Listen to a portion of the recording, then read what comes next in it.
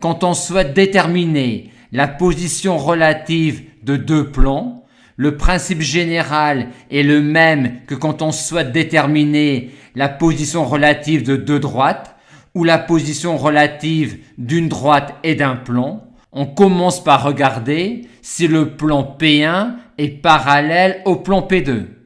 Si la réponse est oui, soit les plans P1 et P2 seront des plans parallèles sans aucun point commun, soit les plans P1 et P2 seront confondus, vu que quand deux plans ont même direction, dès qu'ils ont un seul point commun, ils sont confondus.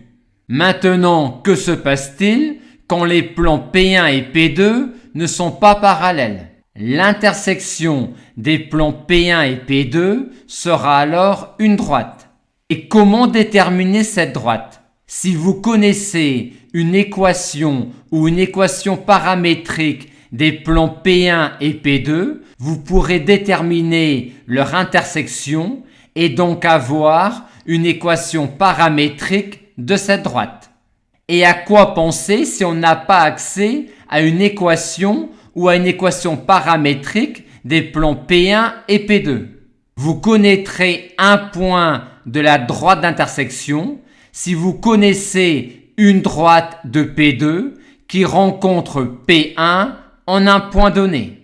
Maintenant, que peut-on dire de la direction de la droite d'intersection? Les vecteurs directeurs de cette droite d'intersection sont les vecteurs non nuls qui appartiennent à la fois au plan vectoriel associé à P2 et au plan vectoriel associé à P1.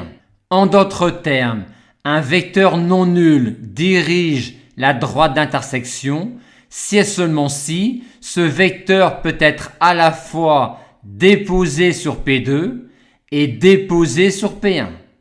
Aussi, si vous avez une droite D2 de P2 qui a même direction qu'une droite D1 de P1, c'est-à-dire une droite D2 de P2 qui est parallèle à une droite D1 de P1, la direction commune des droites D2 et D1 vous donnera la direction de la droite d'intersection.